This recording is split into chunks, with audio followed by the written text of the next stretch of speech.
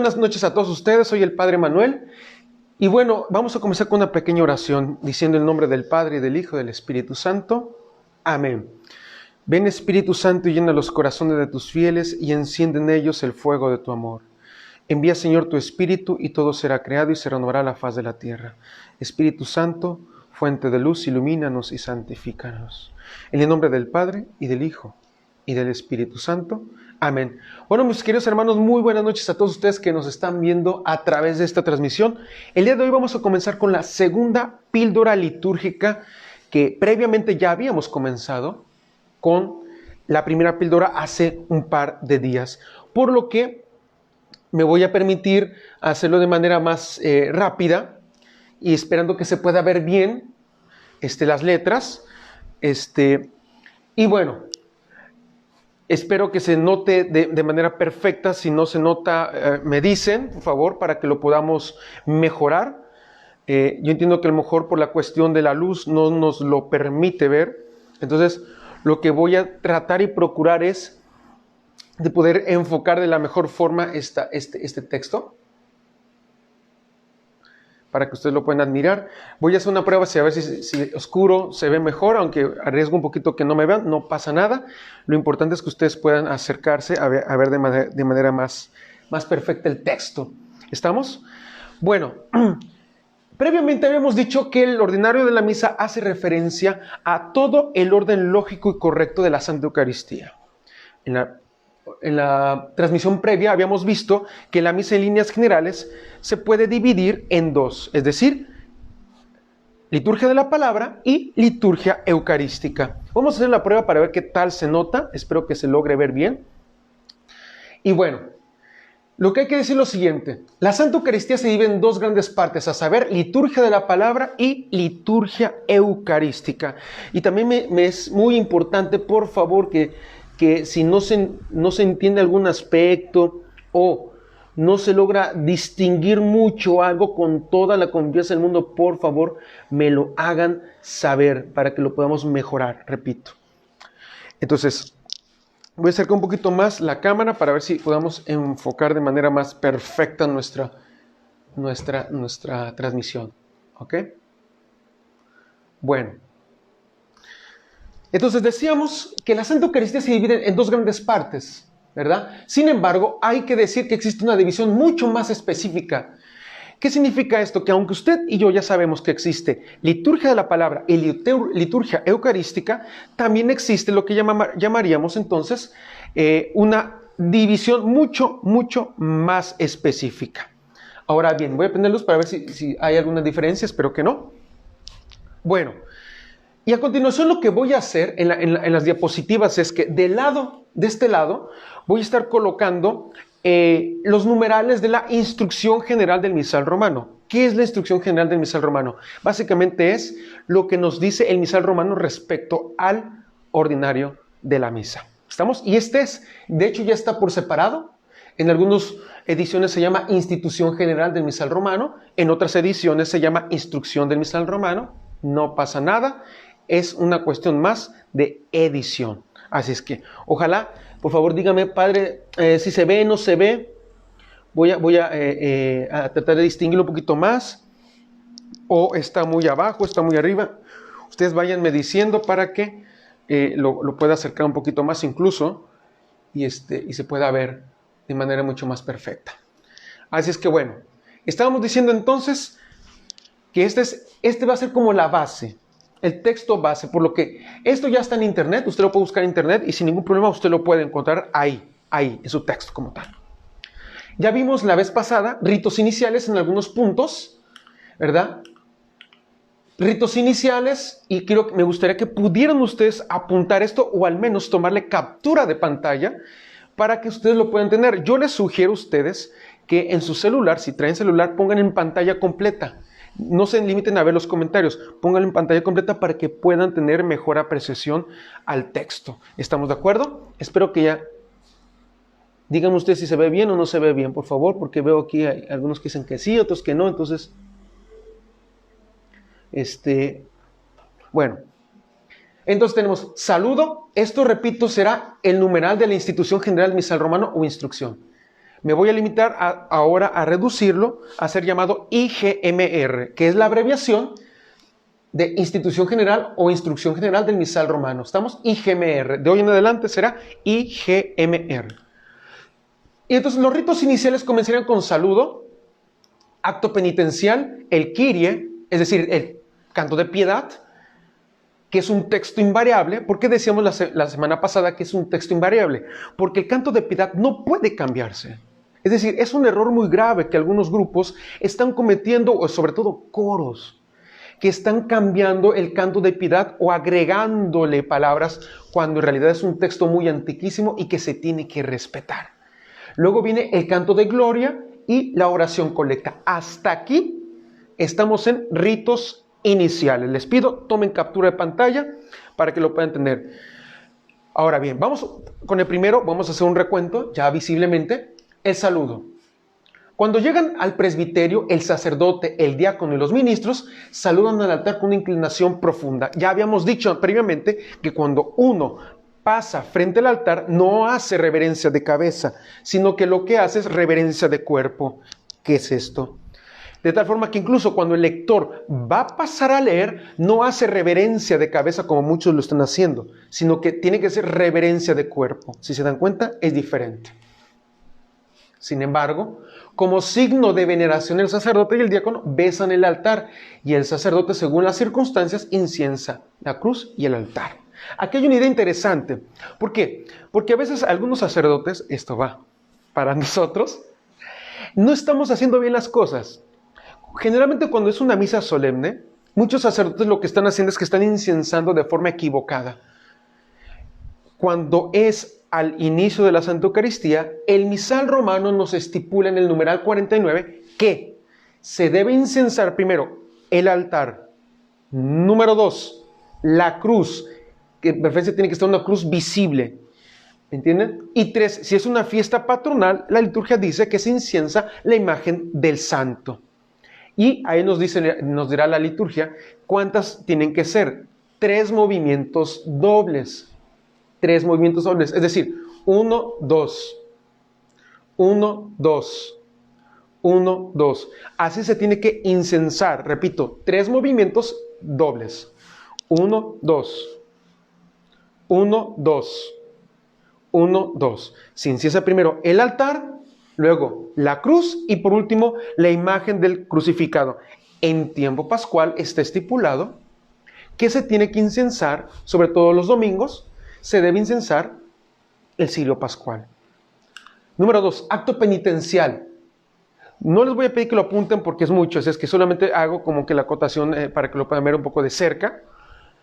Espero que se logre ver un poquito. Dice, después el sacerdote invita al acto penitencial que tras una breve pausa de silencio se lleva a cabo por medio de una fórmula de confesión. Y en letras rojitas es la idea importante que quiero recordarles de la última vez. No obstante, carece de eficacia del sacramento de la penitencia. Por lo que no me voy a detener a explicar nuevamente esto. Para los que acaban de entrar, pueden buscar la píldora litúrgica previa de hace un par de días. Pero lo que sí podemos decir es esto. El acto penitencial no perdona ningún pecado. Y eso nos lo marca. Esto que están viendo aquí es la cita textual del misal romano. No perdona pecados, veniales ni nada.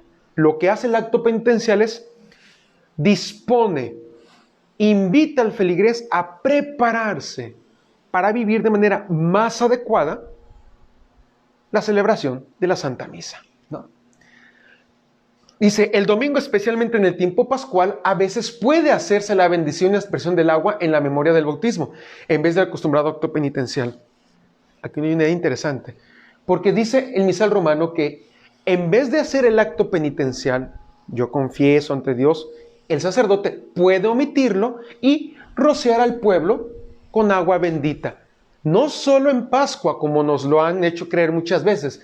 Dice, puede hacerse la bendición y aspersión cuando, especialmente, dice, el domingo, especialmente en el tiempo pascual.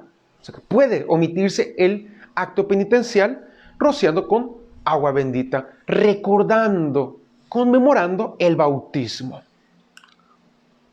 Número 3, el canto de piedad o Kyrie. Para muchos dirán, Padre, ¿qué es esto de Kyrie? O ¿cómo se come? ¿Qué onda? ¿Qué es esto? ¿No, Padre? Bueno, la palabra Kyrie viene del griego. Kyrie, que significa piedad. Eleison significa Señor. Señor, ten piedad. Y dice, después del acto penitencial, se tiene siempre el Señor, ten piedad. A no ser que quizás haya tenido lugar ya en el mismo acto penitencial. Ustedes recordarán, en la píldora litúrgica pasada, que hay 3 fórmulas, repito, hay 3 fórmulas de acto penitencial. La primera, la número 1, la que todo mundo conocemos. Pidamos perdón a Dios por nuestros pecados. Yo confieso ante Dios Todopoderoso. Esa es la fórmula 1. Segunda fórmula, el sacerdote dice, Señor, ten misericordia de nosotros. El pueblo responde, porque hemos pecado contra ti. Y la tercera fórmula, tú que has venido a llamar a los pecadores, Señor, ten piedad. Tú que has venido a llamar a los contritos de corazón, Señor, ten piedad. Tú que has venido a llamar a los pecadores, Cristo, ten piedad. Tú que estás sentado a la derecha del Padre para interceder por nosotros, Señor, ten piedad. A diferencia de las primeras 2, esta tercera ya incluye la frase, Señor, ten piedad. Y por lo tanto, esto va para los coros. Si el sacerdote utiliza esta fórmula tercera, se omite el canto de piedad. Voy a bajar un poquito más la imagen para que puedan verla de manera un poco más completa. Espero que ahí se vea. Y si es necesario acercarlo un poquito más. Perdonen por el ruido, pero con tal de que lo vean. Espero que se logre ver un poquito mejor.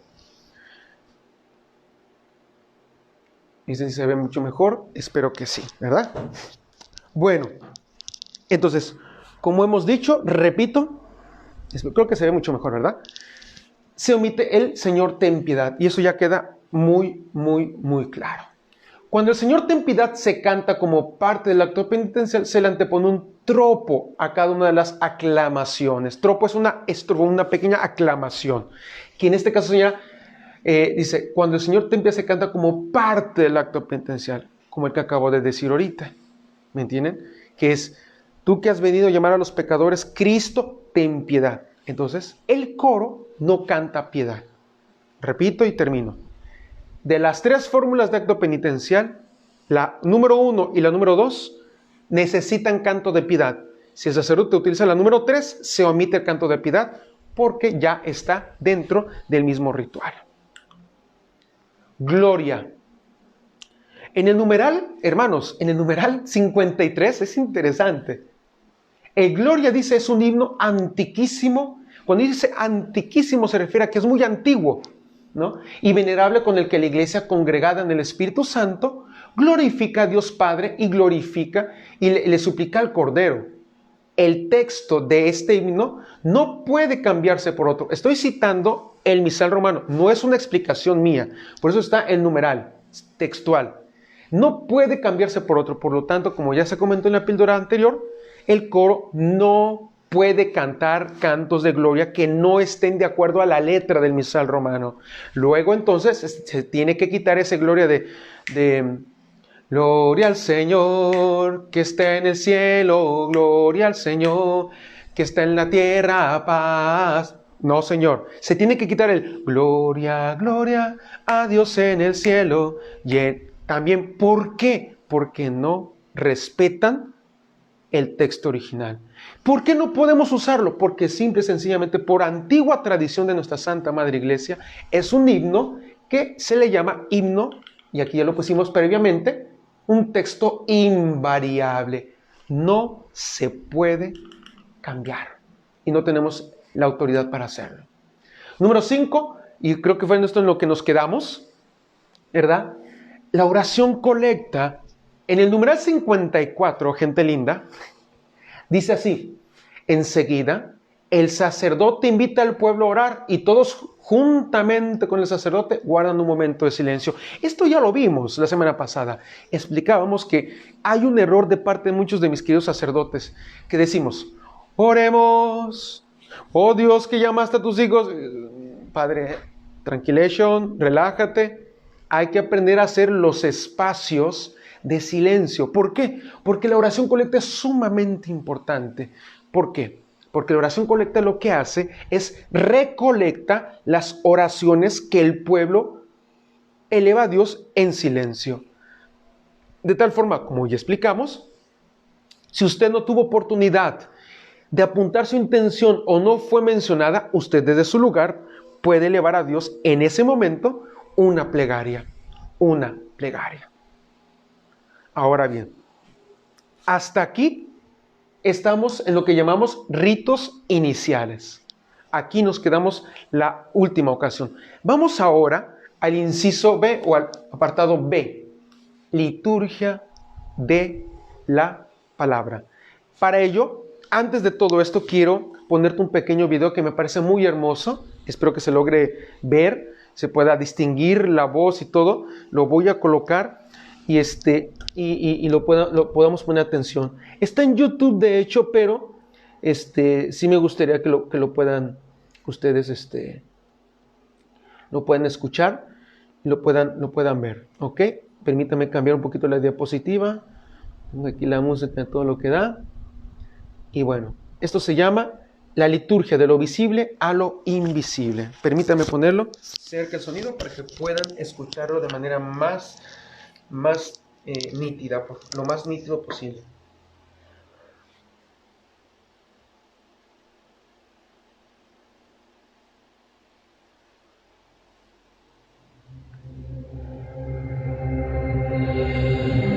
Nuestra celebración del culto de Dios en este mundo es una preparación para la eterna celebración de Dios en el cielo, que no tendrá fin. La liturgia es un hacerse presente el cielo en la tierra. Cada vez que celebramos la Eucaristía, experimentamos el cielo en la tierra. No es solo entre nosotros, se trata de nosotros y Dios. Pero es aquí, es el cielo mismo, es la Trinidad Santa, es como abrirse el cielo.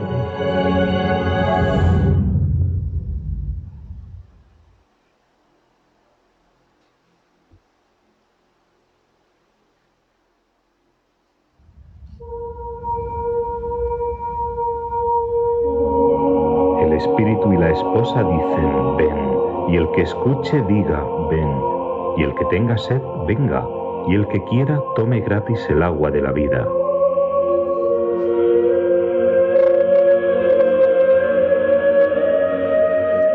¿Qué es la liturgia sino la voz unísona del Espíritu Santo y la esposa, la Santa Iglesia, que claman al Señor Jesús, ven?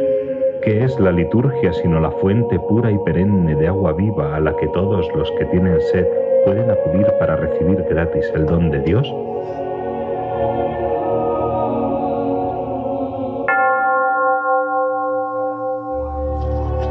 Espero se entienda. Es celebración del misterio de Cristo. La liturgia hace presente. La obra salvadora nos santifica y nos hace posible la unión con el Señor. A través de la acción de la gracia de Dios, a través de la acción del Espíritu Santo, a través de signos sensibles, se actualiza todo el obrar de Jesucristo Salvador entre nosotros. Un obrar de Jesucristo Salvador que además es síntesis y culmen de toda la historia de salvación. The liturgy of the church is the public worship of the church. La liturgia de la Iglesia es el culto público de la Iglesia, que es la oración que toda la Iglesia ofrece. El culto que Cristo, junto con su Iglesia, ofrece a Dios Padre. Por lo tanto, no son solo las personas reunidas ese día en la Iglesia, ni tan siquiera en la plaza de San Pedro, o en Caracas, o en Tokio. Es toda la Iglesia, Cristo y la familia de todos los bautizados. En la liturgia, año tras año, revivimos los misterios de Cristo.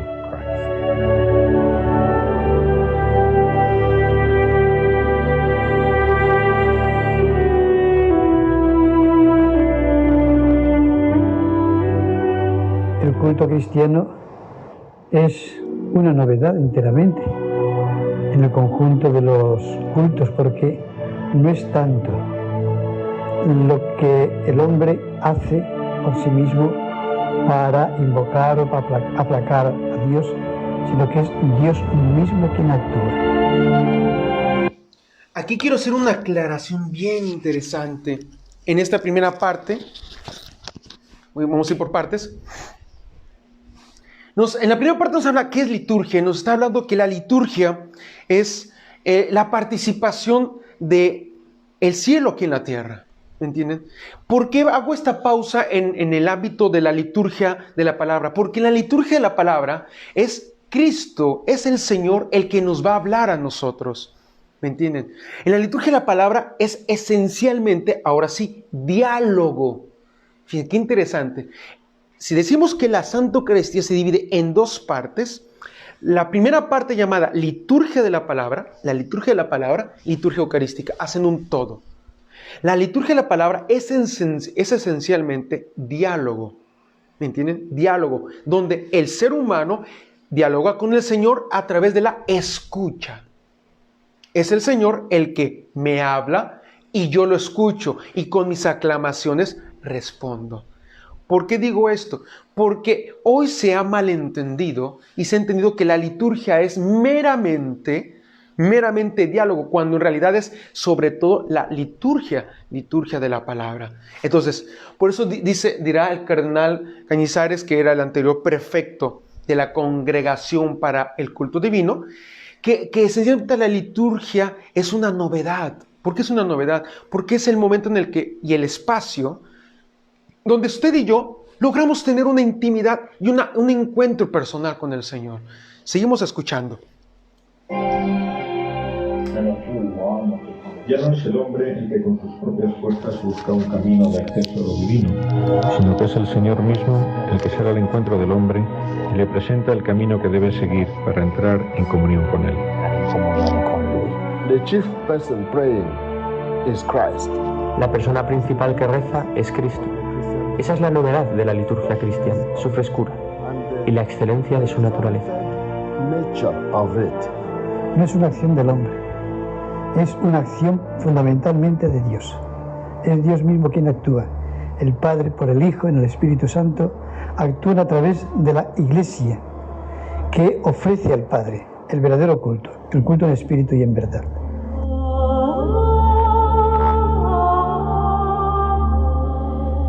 La liturgia que realiza la comunidad cristiana en espíritu y verdad es acción de Cristo y del pueblo de Dios. Es fácil fijarse en la parte externa, la parte visible de la liturgia, pero esta parte visible de gestos y palabras está presente precisamente para llevarnos a lo invisible, a la presencia de la Trinidad y a su obra en la Iglesia. Es una participación nuestra en la vida misma de la Trinidad, por la que somos introducidos en algo que de otro modo no podríamos compartir. Somos introducidos en la misma comunión de la vida del Padre, del Hijo y del Espíritu Santo. La liturgia está llena de oraciones que hablan de rezar y ofrecer a través de Cristo con el Espíritu Santo y hacia el Padre.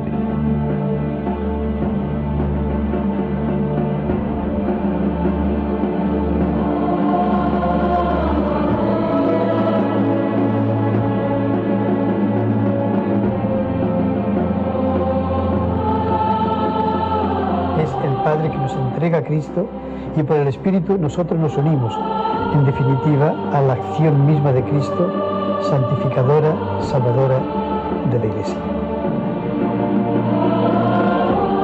Dios Padre es la fuente y el fin de la liturgia. Es decir, de Él proviene toda bendición. Y al mismo tiempo es el destinatario final de nuestra acción litúrgica. Aquí hacemos otra aclaración, mis queridos hermanos. Fíjense qué interesante. ¿Por qué? Porque la Santa Eucaristía no se puede entender si es solamente una dimensión de tipo horizontal. Es decir, me voy a permitir traer una imagen, una cruz que nos puede ayudar a entender mucho mejor. La cruz es el mejor signo de la relación correcta de la relación entre Dios y el hombre. Una cruz, para formarse, se tiene que formar de dos líneas o dos palos. Uno que es vertical, uno horizontal.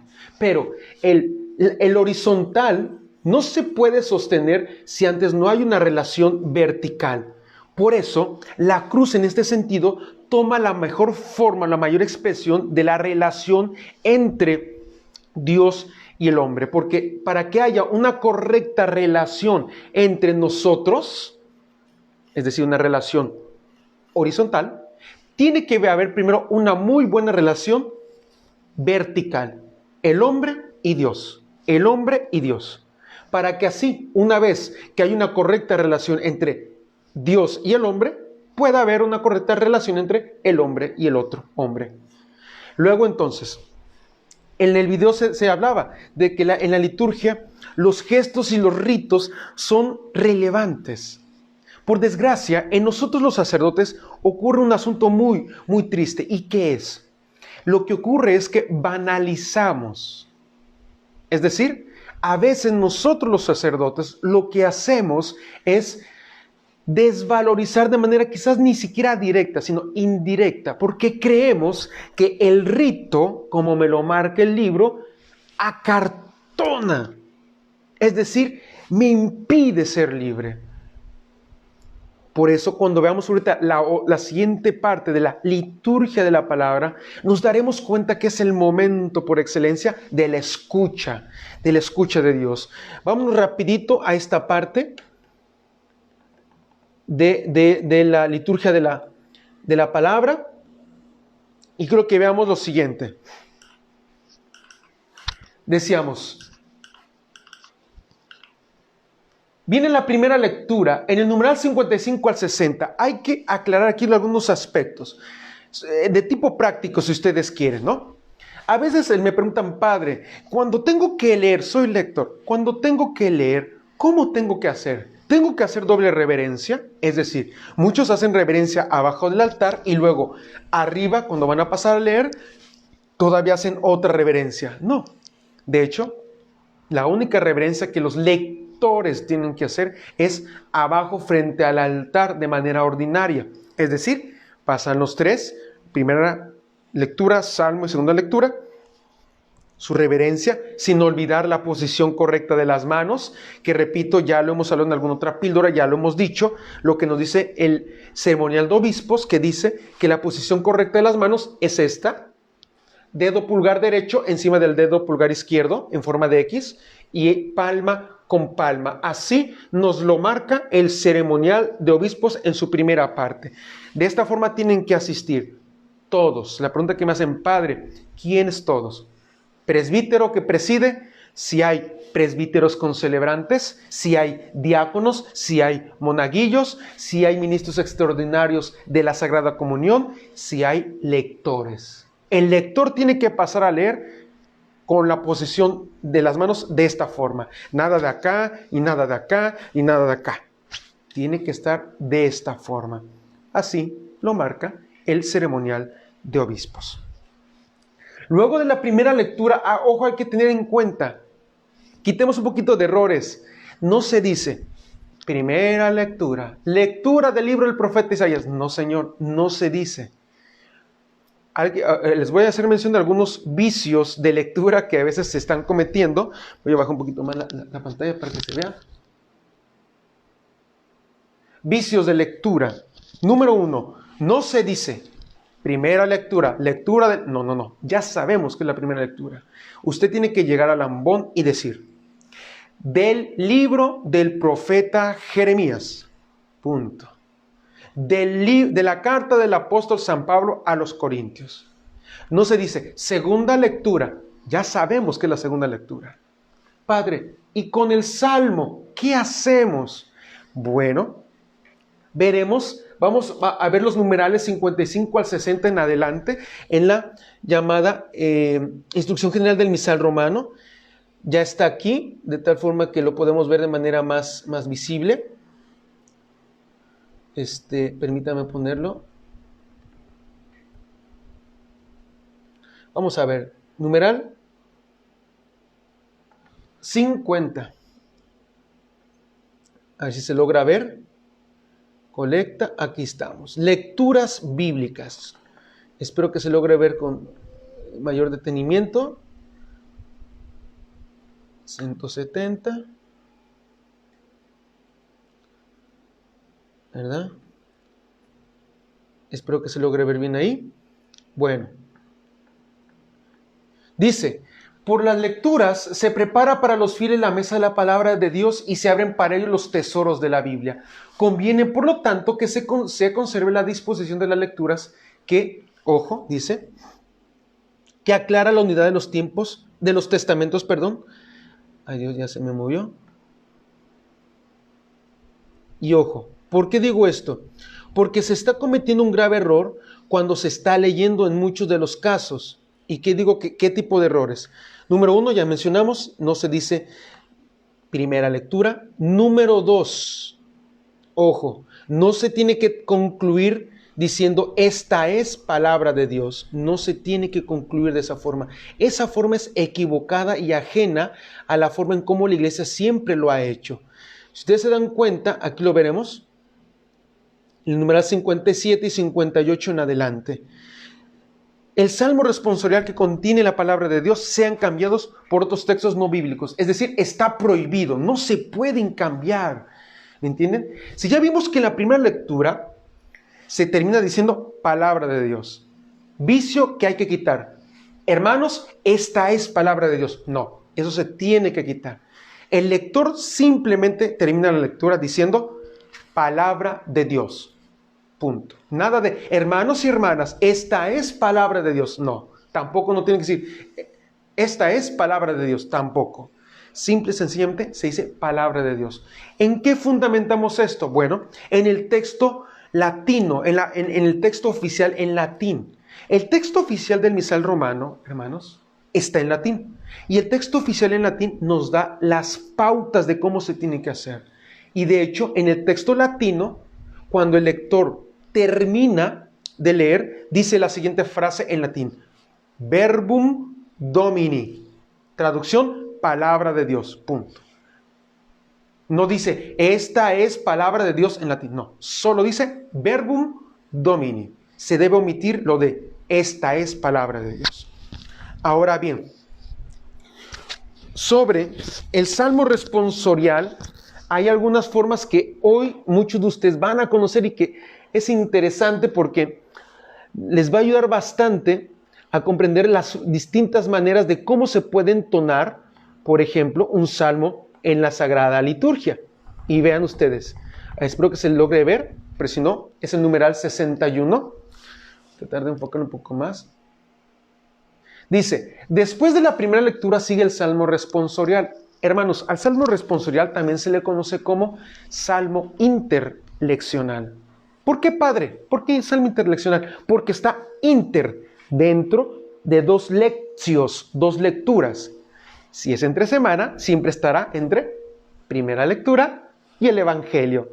Y si estamos en domingo o solemnidad, seguramente el salmo estará entre la primera lectura, la segunda lectura. Por eso al salmo se le llama salmo interleccional. Ahora dice, según la tradición, el servicio de proclamar las lecturas no es presidencial.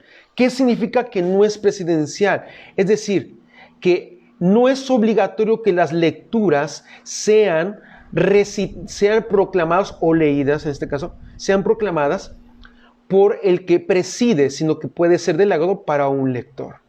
Ahora dice, el salmo responsorial dice, debe corresponder a cada una de las lecturas y se toma habitualmente del leccionario. Conviene que el salmo responsorial sea cantado. ¿Qué significa? Hoy se ha vuelto de mucha costumbre que hay parroquias donde el salmo se lee. Yo entiendo, si no te da la voz, compadre, mejor ni le entones. Recítalo. Pero la Sagrada Liturgia nos dice que hay diferentes formas de proclamar o entonar el salmo. Y dice, así pues, el salmista o cantor del salmo, número 1, desde el ambón o en otro sitio apropiado, proclama las estrofas del salmo, mientras que la asamblea permanece sentada, escucha y más aún, de ordinario, participa, a menos que el salmo se proclame de modo directo, es decir, sin respuesta. Por lo tanto, apúntelo, mi gente hermosa, el salmo puede ser proclamado en la misa de dos formas. Número uno, puede ser proclamado de manera alternada, es decir, por estrofas. Se entona la antífona, ¿no? Por ejemplo, no sé, el Señor es bueno, su misericordia es eterna. Y el pueblo responde, el Señor es bueno, su misericordia es eterna. Y entonces el salmista puede recitar la estrofa, el Señor es bueno, su misericordia es eterna, que lo digan las naciones, el Señor, etc. O, si sabe entonarlo, puede entonarlo. Terminada la estrofa, el pueblo responde la antífona. Esa es la primera forma, la que todo el mundo conocemos. Pero el misal romano, ¿qué creen, mi gente hermosa? Hoy van a aprender algo nuevo. El misal romano y la liturgia nos permite que el salmo pueda ser recitado, o mejor, entonado, de manera directa, como lo dice este numeral. Dice así, a menos que el salmo se proclame de modo directo, es decir, sin respuesta. Pero para que el pueblo pueda unirse con mayor facilidad a la respuesta salmódica, se escogieron unos textos de respuesta y unos de los salmos, etcétera, etcétera, etcétera. ¿Qué significa? Que la primera forma es responsorial. La segunda forma es que si el salmista ve conveniente, puede entonar todo el salmo él solo, sin que haya el estribillo después de cada estrofa que se entona. No sé si me estoy dando a entender, espero que se dé a entender. Yo sé que las letritas no se ven del todo muy claras, entonces voy a tratar de acercar solamente para que enfoquemos el texto y no tanto a mí. Permítame enfocarlo. Creo que ahí se logra ver mucho mejor, espero en Dios que sí.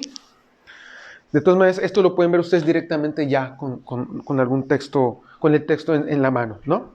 Bueno, por lo tanto, que quede bien claro, el salmo puede ser entonado de dos formas. Una de manera responsorial, otra de manera directa, es decir, sin hacerlo en estribillos. Ahora bien, ¿qué es lo conveniente, dice la liturgia? Que el salmo sea entonado, es decir, que el salmo sea entonado por el cantor. Ahora bien, vicios que hay que quitar.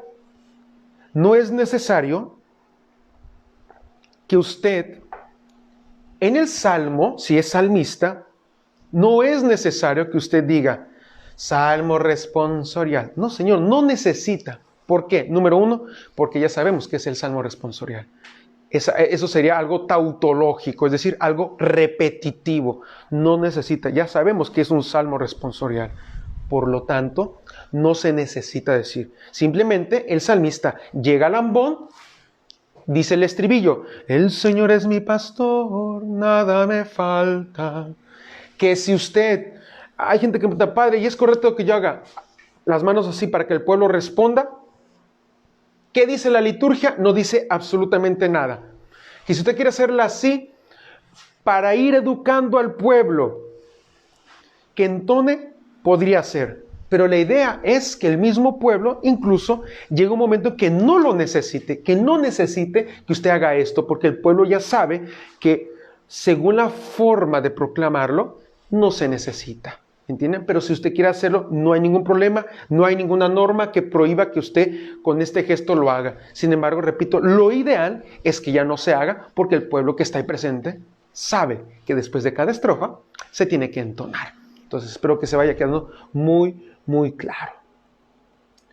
Ahora, gente linda y hermosa, dirá el numeral 62. Después de la lectura que precede inmediatamente al Evangelio, se canta el aleluya. Ámonos, papacito. ¿Por qué estamos diciendo esto, mi gente hermosa? Porque mire, aquí vemos que después de la segunda lectura viene el Santo Evangelio, pero del Santo Evangelio le antecede, es decir, antes del Evangelio va el aleluya. Ojo, dice el misal romano que el canto del aleluya dice, se canta el aleluya u otro canto determinado por las rúbricas. ¿Qué es la rúbrica? Para que me entienda. En el misal romano, que se usa, espero que sepan que es el misal romano. El misal romano es el libro grueso que se pone en el altar, para que me entiendan. Este es el misal romano. Es el libro de oraciones por excelencia de la iglesia. El más importante de todos, de oraciones litúrgicas. En el misal romano hay unas letras rojitas. Letras rojitas. A esas letras rojas se les llama rúbricas, es decir, las normas. La iglesia dice que se cante el aleluya u otro canto que las rúbricas manden. ¿Cómo es esto, padre? Por ejemplo, en el tiempo de Cuaresma no se canta aleluya. Error que a veces se nos chispotea en los coros, ¿no? Que a veces estamos en Cuaresma y el coro canta aleluya. Y no, la iglesia manda que en vez de canto de aleluya, se canta la antífona llamada honor y gloria a ti. Por lo tanto, se tiene que quitar esa costumbre de muchas parroquias que en el tiempo de Cuaresma, ¿qué hacen? En vez de cantar aleluya, cantan tu palabra me da vida. No. Gobiérnate. No, señor. No se tiene que hacer esto. Entonces, hay que tener cuidado con este aspecto que estoy comentando. Dice, según lo pide el tiempo litúrgico, en el caso de Cuaresma, ¿no? Esta aclamación constituye por sí misma un rito o bien un acto por el que la asamblea de los fieles acoge y saluda al Señor que le quiere hablar. Qué interesante esto, porque a veces quien le hablará en el Evangelio, la palabra aleluya, hermanos, es una aclamación de alegría, porque el pueblo cuando entona el aleluya, es una aclamación que expresa gozo, es una aclamación que expresa alegría. ¿Por qué? Por lo que va a escuchar en los próximos minutos. El aleluya debe ser entonado por el pueblo con gozo, con fuerza. Ojo, no confundan gozo y fuerza con querer, aleluya, aleluya, aleluya. No te me salgas del calcetín. Yo no estoy diciendo esto. Lo que yo estoy diciendo es que lo que hay que hacer es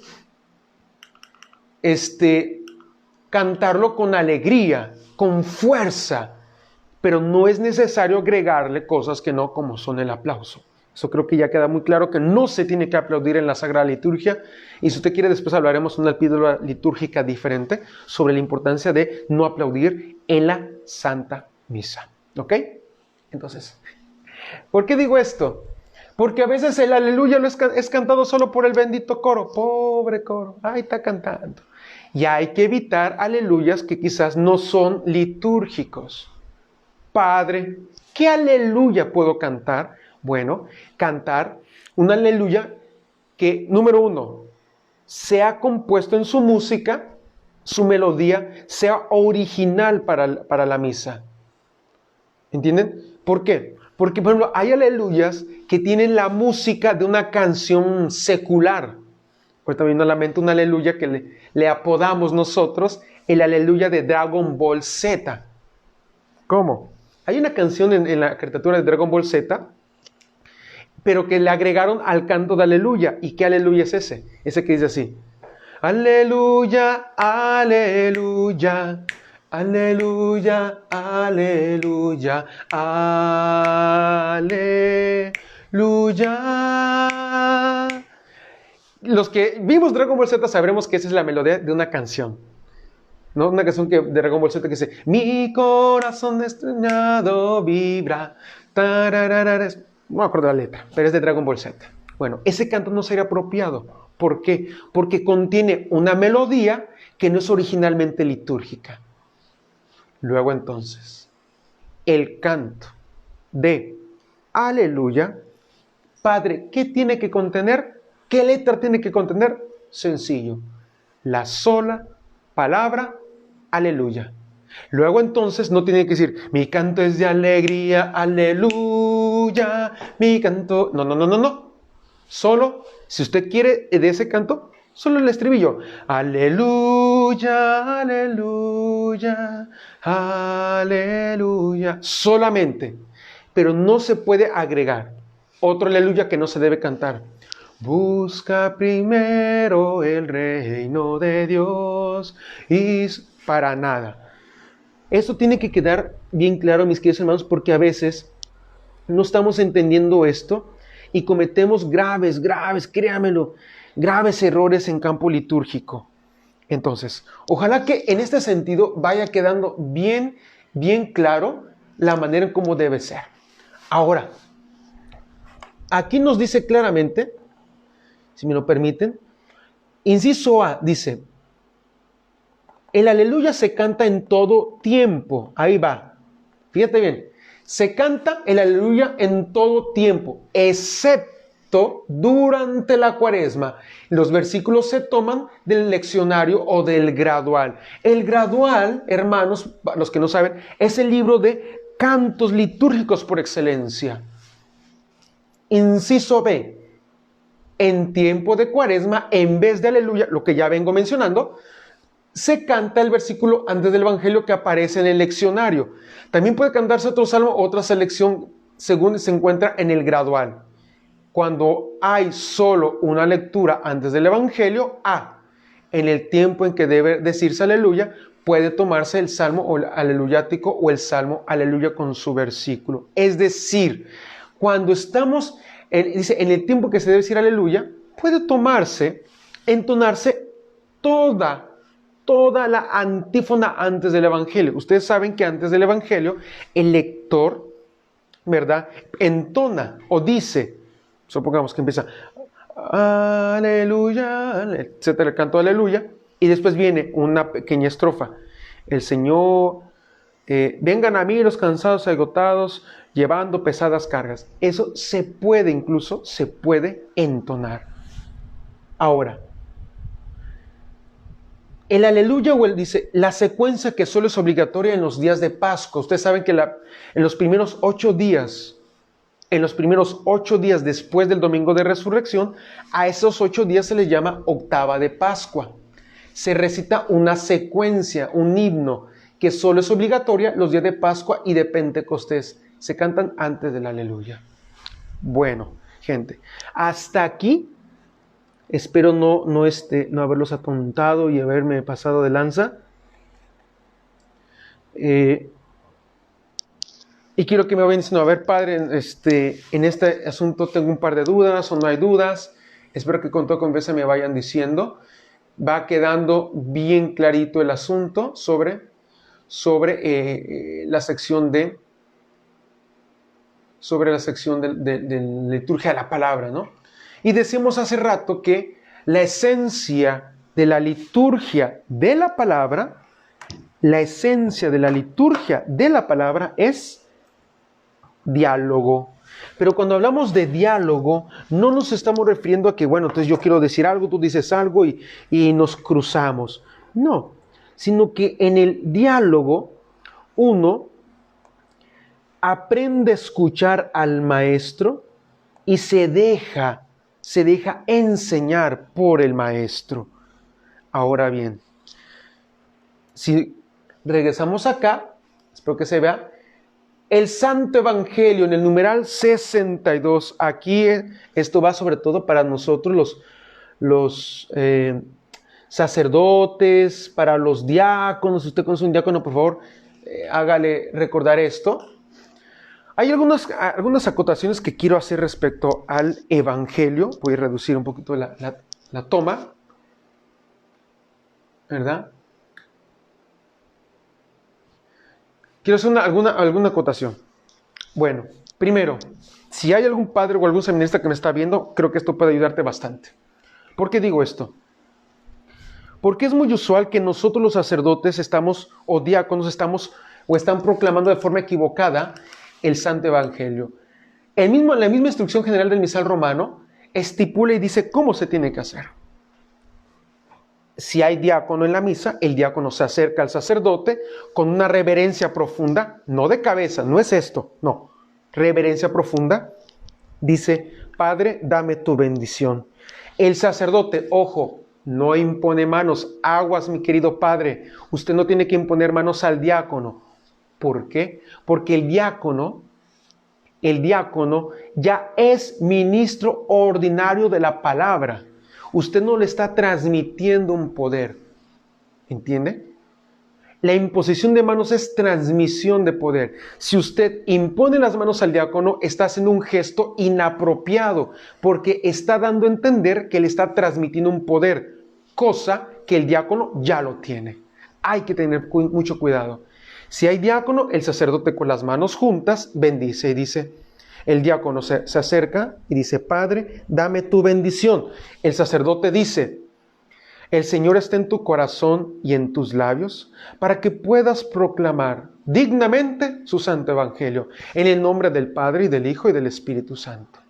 De hecho, en la liturgia antigua, en la misa tradicional o la llamada tridentina, tan es así que cuando el sacerdote va a bendecir al diácono, jamás hace esto.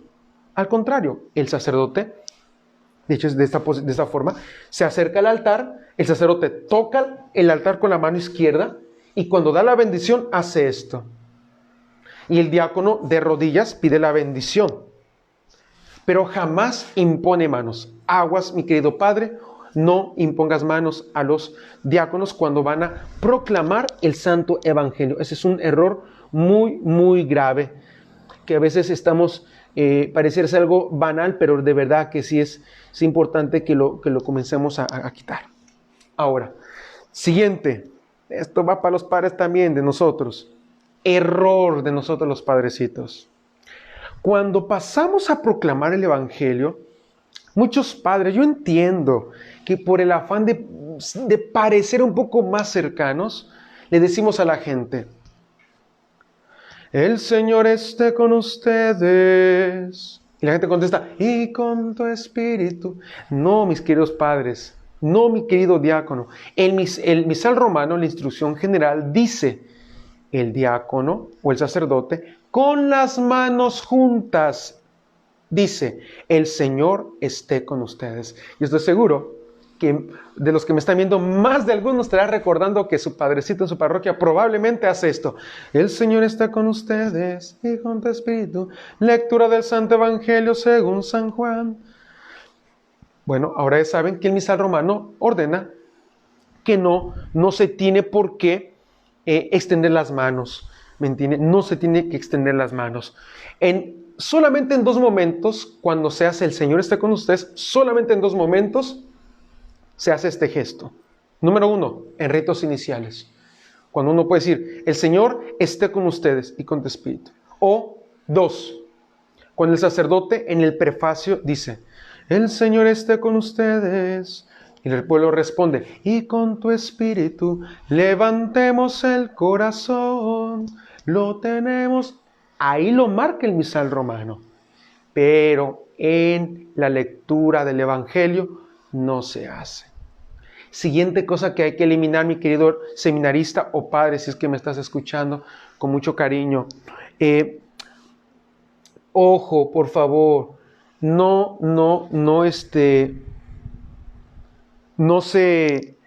que no se tiene que hacer es que al final se diga, esta es palabra del Señor. No. Tampoco se tiene que decir. ¿Cómo es esto, Padre? No, Señor.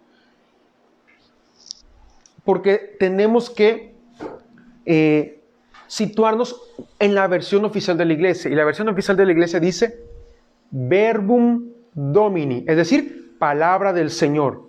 Y en latín se responde, laus tibi Christe, que significa, gloria a ti, Señor Jesús. ¿Me entienden? Error de muchos padrecitos que tienen, permítame tantito, tienen el lambón y a veces con tal de hacerlo de manera muy visible, está en el lambón aquí y ¿qué hacen los padrecitos? Agarran el misal o en su defecto el evangeliario y le hacen a la gente. Hermanos y hermanas, esta es palabra del Señor. Y esta es una cosa que no se tiene que hacer. ¿Por qué, Padre? Usted tiene que decir, ¿por qué no tengo que hacerlo? Porque número uno, el misal no nos lo permite hacer. Porque si tú eres diácono, dice la liturgia que si el que está celebrando es un presbítero, un sacerdote, tú mismo besas el evangeliario. Pero si está presidiendo un obispo, entonces quien besa el misal, el leccionario o el evangeliario no eres tú. Se lo llevas al obispo, el obispo besa y puede dar la bendición. ¿Me entienden? Pero palabra del Señor tiene que ser con las manos juntas. Esta es, y no tienen que decir esta es palabra del Señor. Simplemente, palabra del Señor.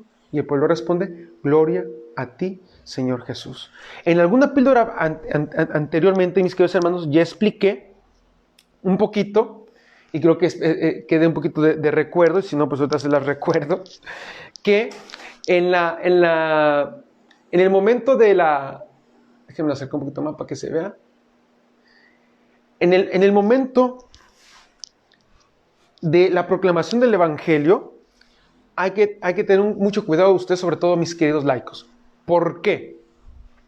El laico, cuando escucha que el sacerdote dice, el Señor esté con ustedes, el pueblo tiene que responder, y con tu espíritu. Nada de, y con tu espíritu, nada. Manos juntas o abajo, como usted quiera. Pero no se tiene que hacer, y con tu espíritu. Ahora, la pregunta del millón. Padre, ¿cómo es? El Señor esté con ustedes. Primera forma, y con su espíritu. Segunda forma, y con tu espíritu. Viene la pregunta. Pater, ¿cuál de las dos es la correcta? Respuesta, la segunda. Yo sé que ustedes, por respeto al sacerdote, nos hablan de usted, pero en la misa sí es sumamente importante distinguir entre tú y su. ¿Por qué? Porque en este caso, su es un adjetivo posesivo, su de suyo. Y en el Evangelio decimos, y con tu espíritu, no y con su. Porque la gente al decir y con su espíritu está asumiendo que nos referimos al espíritu de Dios y no. El sacerdote te dice a ti, el Señor esté con ustedes.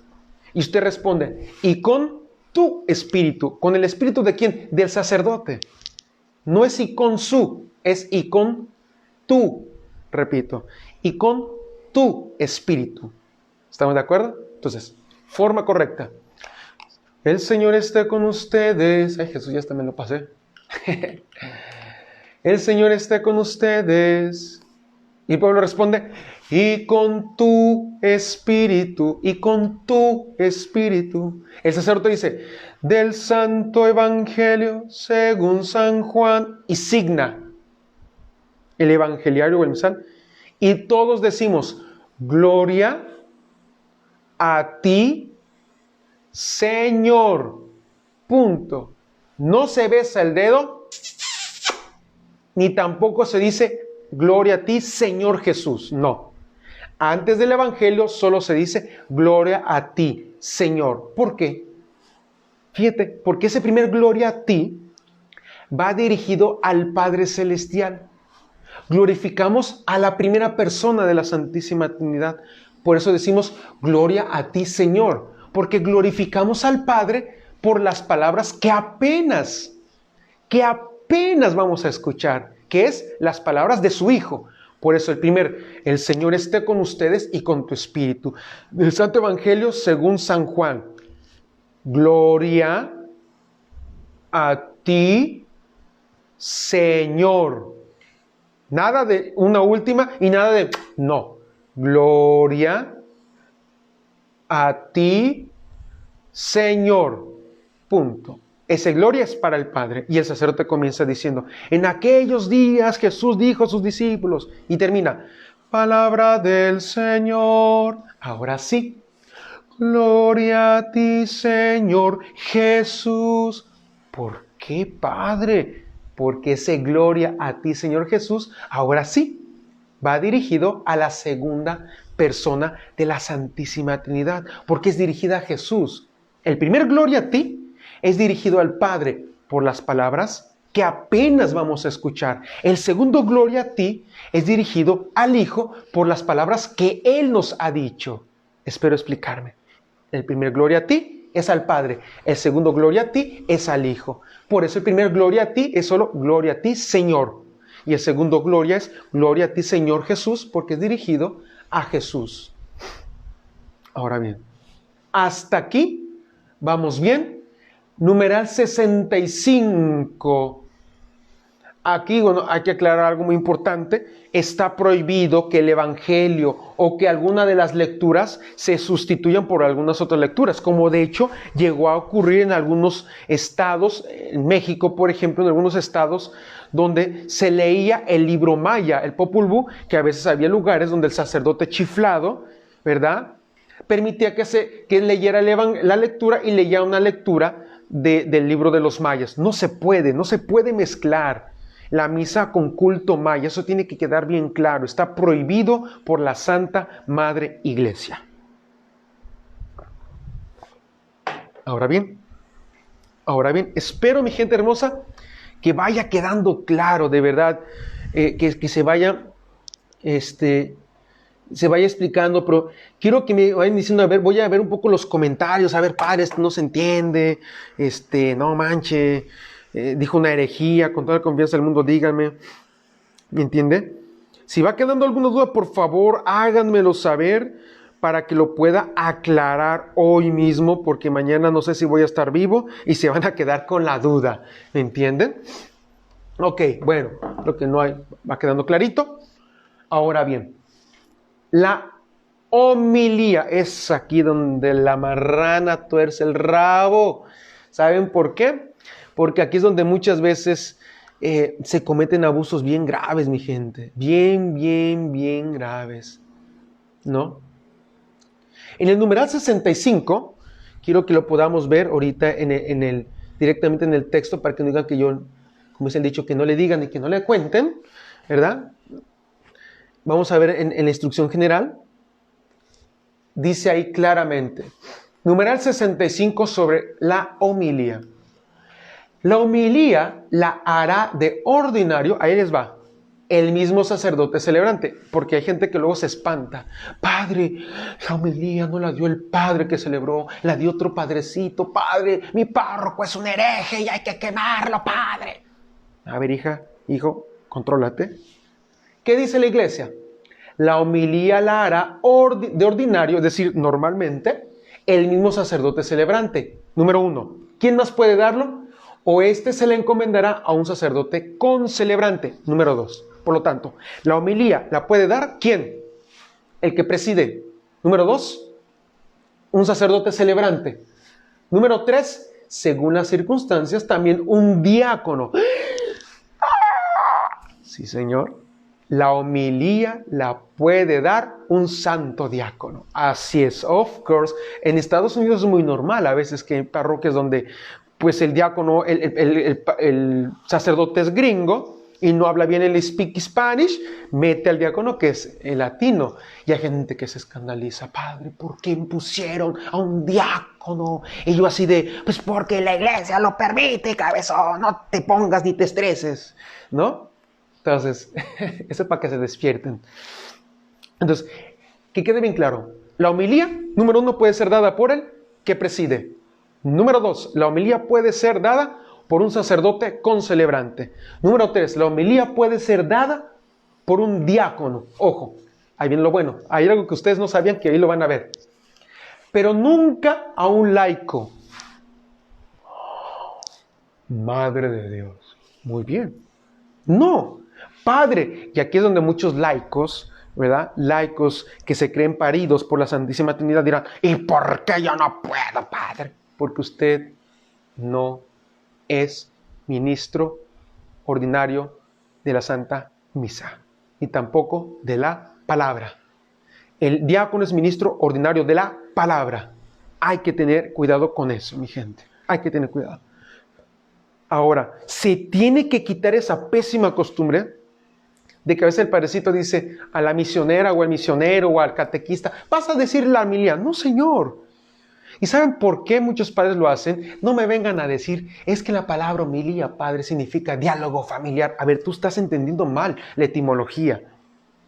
Si bien es cierto, la palabra homilía tiene un sentido de diálogo, no significa que entonces la homilía la compartas. La homilía no es el conjunto de opiniones de las personas presentes.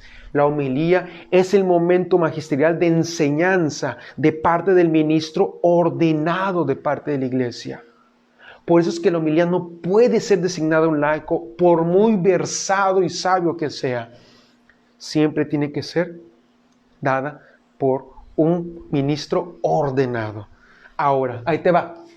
En casos especiales y por justa razón, la homilía puede hacerla también el obispo o el presbítero que esté presente en la celebración sin que pueda concelebrar. ¿Cómo es eso, padre? Te voy a poner las circunstancias. Te voy a dejar de tarea. Mira, ¿cómo es esto de que la homilía la puede dar un obispo que esté presente pero no concelebre? Un ejemplo bien clarito. Mira, yo tengo un compañero de la universidad que se ordenó sacerdote y que cuando fue ordenado, al siguiente día hizo su primer misa, celebró su primer misa. Bueno, la primera misa que concelebra es la de su ordenación, pero su cantamisa. Al siguiente día celebró la misa, pero invitó a su obispo para que participara. La pregunta es, ¿quién presidió la misa? La misa la presidió el sacerdote nuevo, el neosacerdote. ¿Y el obispo qué hizo? ¿A poco se puso a su lado? No. El obispo lo que hizo fue asistir de coro. ¿Qué es de coro? Sotana, en su defecto, si es obispo, sotana color morada y su roquete blanco. Y se pone en una parte cercana al presbiterio. De tal manera que en la consagración el obispo no impone manos para consagrar, sino que se arrodilla.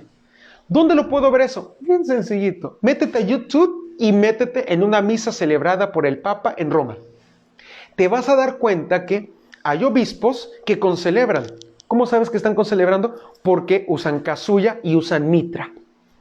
Pero vas a ver otra sección de obispos en la parte delantera que están vestidos de morado con roquete blanco, si son obispos. O sotana roja con roquete blanco. Son obispos. Pero en esa misa no están concelebrando, solo están participando, pero no pueden participar como los demás fieles. Bueno, la iglesia dice que alguien de ellos, en este caso, el ejemplo que te puse de mi amigo, el obispo puede dar la homilía, aunque no esté concelebrando. ¿Por qué? Porque es ministro ordenado. ¿Sí me doy a entender? Lo mismo un sacerdote. Supongamos que un sacerdote por impedimento físico, ¿no? Tuvo un accidente y una pierna la tiene mala y no puede concelebrar. Bueno, si va a estar en la misa, ese sacerdote no debería participar entre el pueblo. Debería estar cerca del presbiterio, revestido sotana negra, cota blanca, como algunos me han visto que a veces cuando expongo el Santísimo, eso se llama vestimenta coral, vestimenta de coro.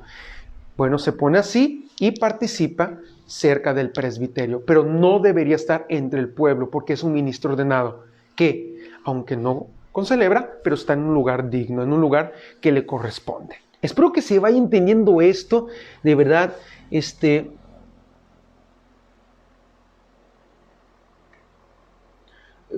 perdonen si algunos, miren, disculpen, si algunos van llegando, no me puedo regresar a la explicación inicial, ¿no? Porque si bien llegan tendrían que ver la transmisión, una vez que se termina, ver la transmisión, no puedo regresarme por cuestión de tiempo porque vamos en un orden, ¿ok?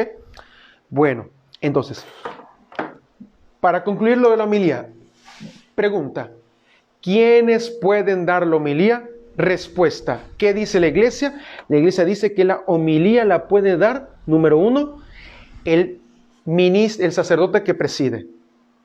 Número 2, un sacerdote concelebrante. Número 3, un diácono presente. Número 4, un obispo que esté presente aunque no esté concelebrando. Y número 5, un presbítero también que esté presente y que no esté concelebrando, pero que esté presente. Puede dar la homilía. pero nunca la homilía la tiene que dar un laico. Ahora bien, dice la liturgia que la homilía debe darse de forma obligatoria los domingos. Ojo, padrecitos, la homilía se tiene que dar en dos circunstancias de manera obligatoria. Número 1, los domingos. Y número 2, en las fiestas de precepto o solemnidades. De tal forma que, mi querido laico, no te espantes si un día tu párroco entre semana no da la homilía, porque nunca falta el que vaya de quejumbroso. Padre, mi párroco no dio la homilía. A ver, el padre puede hacer uso de esta excepción. Numeral 66. Los domingos y las fiestas de precepto debe tenerse la homilía en todas las misas que se celebra con asistencia del pueblo y no puede omitirse sin causa grave. Por otra parte, se recomienda tenerla todos los días, especialmente en las ferias de Adviento, Cuaresma y durante el tiempo pascual, así como también en otras fiestas y ocasiones en que el pueblo acude numerosas a la iglesia. ¿Entienden? Es conveniente, ahí va otra idea, es conveniente que se guarde un breve espacio de silencio después de la homilía. Los sacerdotes, una vez que dimos la homilía, tenemos que... ¿Para qué, Padre? Para poder meditar la palabra escuchada previamente. Espero me esté dando a entender, gente linda, con respecto a, ¿entienden? A la homilía. Y esto que quede bien claro, insisto, porque veo una pregunta que me dicen, ¿Padre, un ministro extraordinario puede dar la homilía? No, creo que ya quedó claro que ¿quiénes pueden dar homilía? Sacerdote que preside, sacerdote que concelebra, diácono, obispo que está ahí presente y un sacerdote que aunque no esté concelebrando, está presente. Fuera de estos, nadie puede dar la homilía. No la puede dar un ministro extraordinario de la Sagrada Comunión, nadie que sea laico. En pocas palabras, que quede bien claro, hermanos, porque muchos piensan que el ministro extraordinario de la Sagrada Comunión, como si fuera una categoría así superior. A ver, gobiérnate. Jerarquía de la iglesia es solamente obispos, presbíteros y diáconos. ¿Quiénes pueden dar la homilía? Los que pertenecemos a la jerarquía de la iglesia.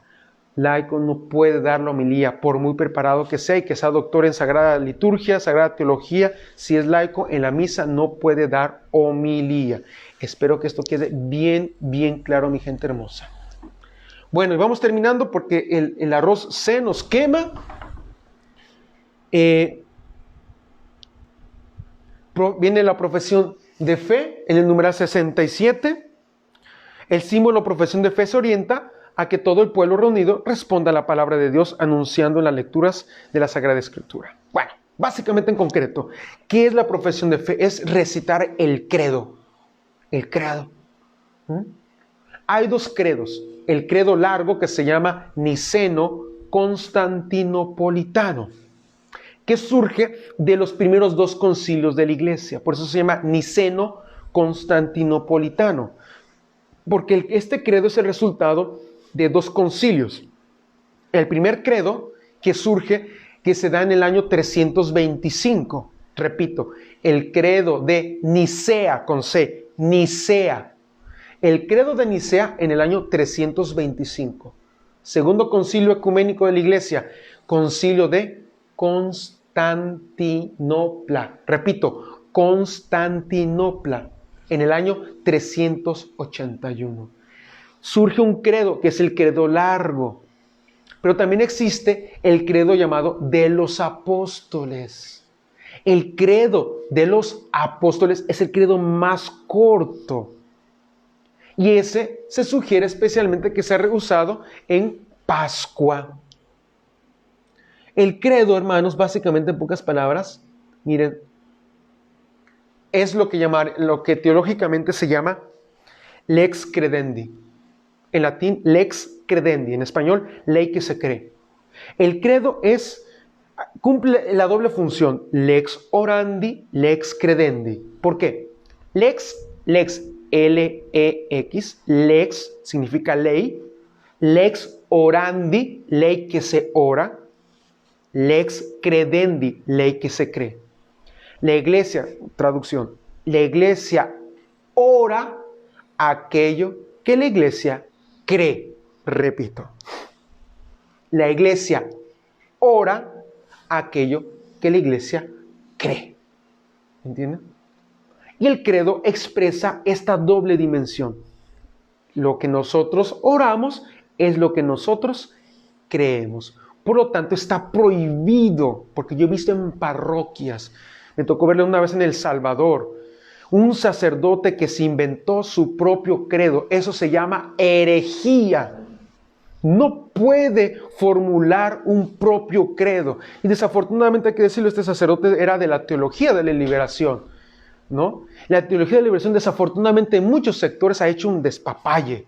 Y esperemos en Dios que pronto se acabe esta gente que está, en vez de ayudar a la iglesia, está dañando a la iglesia. Sinceramente lo digo por la experiencia que tenemos aquí en Perú y tenemos en Centroamérica y en el sur de México. La teología de la liberación en muchos sectores no ha ayudado en nada. Al contrario, ha sido nido de herejías, como este sacerdote de la teología de la liberación en El Salvador, que se inventó su propio credo. Creo en Dios, en el Dios de los pobres. Creo en el Dios de los obreros. Y hacía que toda la gente en el domingo recitara ese credo. Por favor, padre, regresa hasta el seminario a estudiar. Es equivocado hacer ese tipo de cosas, ¿no? Por lo tanto, hay que tener mucho cuidado con esto de la teología de la liberación, ¿no? Dice por ahí el padre Matuli: Señor, libéranos de los liberadores. Dios nos libre de la teología de la liberación. Luego entonces, el credo dice si se canta, porque puede ser cantado, ¿verdad? Si no se canta, será recitado por todos en conjunto o a dos coros que se alternen. Y por último, para terminar, oración universal. Hermanitos queridos, chulos y preciosos, ahí les va. La llamada oración universal o llamadas peticiones expresan la plegaria del pueblo de Dios. ¿Entienden? Bueno, hay un error que muchas parroquias se está cometiendo, mi gente. ¿Por qué? Primero, la oración universal tiene que ser dirigida por el presbítero que preside. Y de forma ordinaria dice, responde a la palabra. Y dice, conviene que esta oración se haga de ordinario en las misas con participación del pueblo, de tal manera que se hagan súplicas por la Santa Iglesia, por los gobernantes, por los que sufren diversas circunstancias, y por los hombres y por la salvación del mundo. Muchos a veces cuando formulamos las intenciones, o por parroquia las pueden formular, porque ojo, no hay un texto oficial, eso que quede bien claro, porque a veces no se entiende. Las intenciones o llamada oración universal, no existe un esquema oficial. ¿Qué me refiero con oficial? Que no hay un libro litúrgico que diga cuáles tienen que ser a fuerzas.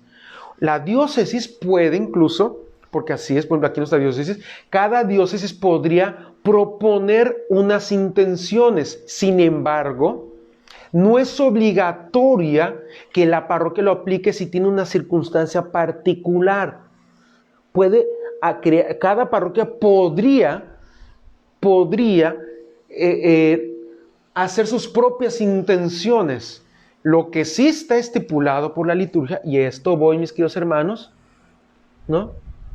Es el orden. Y aquí se los pongo el orden para que les quede bien clarito. Lo voy a poner un poquito más largo, más visible. Creo que aquí se podría ver. Ok.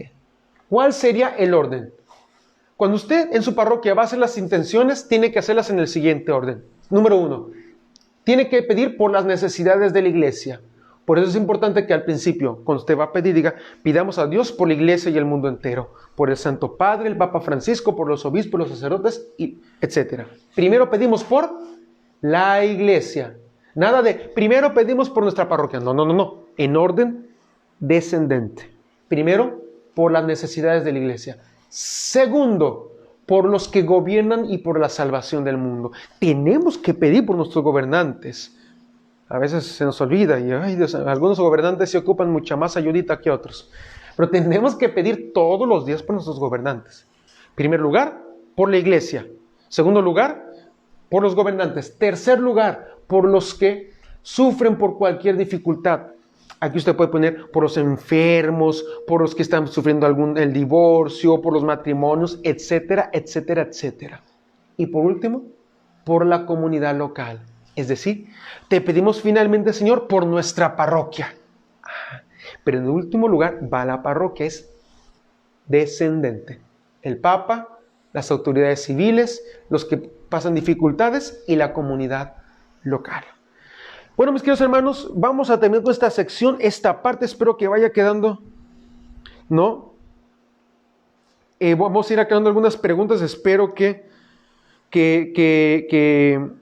vaya quedando claro. Voy a ir buscando algunas preguntas, si tienen algunas preguntas hasta donde hemos visto, no me pregunten sobre otro tema, estamos hablando del tema de liturgia de la palabra, entonces les pido por favor que puedan ustedes ceñirse un poquito a esta temática. Voy a irme a los comentarios. Entonces, vámonos recio. A ver, si hay alguna pregunta o duda, con toda confianza del mundo, háganmela saber, ¿verdad? Y si ustedes tienen algún comentario, pueden hacerlo en este preciso momento. Vamos a ver de esta parte algunas preguntas que estoy viendo ya que están surgiendo de algunos hermanos. Por ahí él decía, padre, yo no he visto nunca que un laico dé la homilía. Esperemos en Dios que nunca te toque verlo. Desafortunadamente sí. ¿Y sabes por qué lo digo? Porque a mí me ha tocado, cuando yo era seminarista, me llegó a tocar que algún padre me puso a dar la homilía y yo me quedé así como, ¿qué hago? ¿No? Pero en el momento me dice. Entonces, por circunstancia pastoral, no vas a decirle al padre plena misa frente a toda la gente, a ver, cura, no, usted está mal, no, sáquese la fregada. No, porque en vez de crear algo correcto, lo que estaría haciendo es un escándalo para la comunidad y entonces esto no colaboraría. Pero sí tiene que ser una práctica que tiene que ser definitivamente, tiene que ser eliminada de parte de muchos de nuestros queridos sacerdotes. Ahora, hay que distinguir, estamos hablando de misa, no estamos hablando de celebración litúrgica en ausencia de presbítero. Ojo, yo estoy hablando de misa. Si estamos hablando de celebradores de la palabra, en la capilla no puede ir el sacerdote y hay un ministro extraordinario de la Sagrada Comunión, él da, pero lo que da no es homilía, es reflexión, pero no es homilía. De hecho, el ritual de celebraciones fuera de la Eucaristía dice que algo muy oportuno sería que incluso el mismo celebrador de la palabra pudiera leer la homilía del sacerdote. Si el sacerdote escribe su homilía, sería muy bueno que el celebrador de la palabra leyera la homilía. O en su defecto de una pequeña reflexión. Pero ojo, hay que distinguir, gente hermosa. Apréndanse este principio fundamental. Distinguir para definir. No hay que mezclar peras con manzanas, mi gente hermosa. No es lo mismo. ¿Estamos? Entonces, los celebradores de la palabra, Padre, ¿hacen homilía? No, es reflexión de la palabra. Lo que estamos hablando aquí es de la Santa Misa. Y en la Santa Misa un laico nunca da una homilía. Nunca da la homilía, ¿no? Y que se entienda bien el nombre, por favor, porque sigo viendo que se comete el error. Hermanos, no se llaman ministros extraordinarios de la Eucaristía, no. El nombre correcto, según la Sagrada Liturgia, es ministros extraordinarios de la Sagrada Comunión. Repito, apúntenlo y repítanlo 300 veces hoy antes de dormirse como jaculatoria. Ministros extraordinarios de la Sagrada Comunión. No ministro de la Eucaristía ni ministros, no. Repito, ministros extraordinarios de la Sagrada Comunión. Hay que distinguir para definir, mi querida gente. Vamos con algunas preguntas. A ver.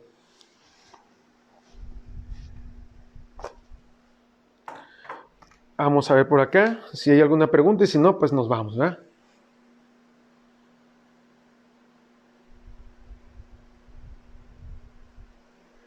Dice Gustavo, pero la homilía es parte de la misa, no parte de una liturgia de la palabra. Eso quisiera saber. A ver, la homilía, mi querido Gustavo, es parte de la llamada liturgia de la palabra. Lo que pasa es que nos han enseñado equivocadamente que liturgia de la palabra solamente tiene que ver las lecturas, y no. La liturgia de la palabra tiene 7 elementos.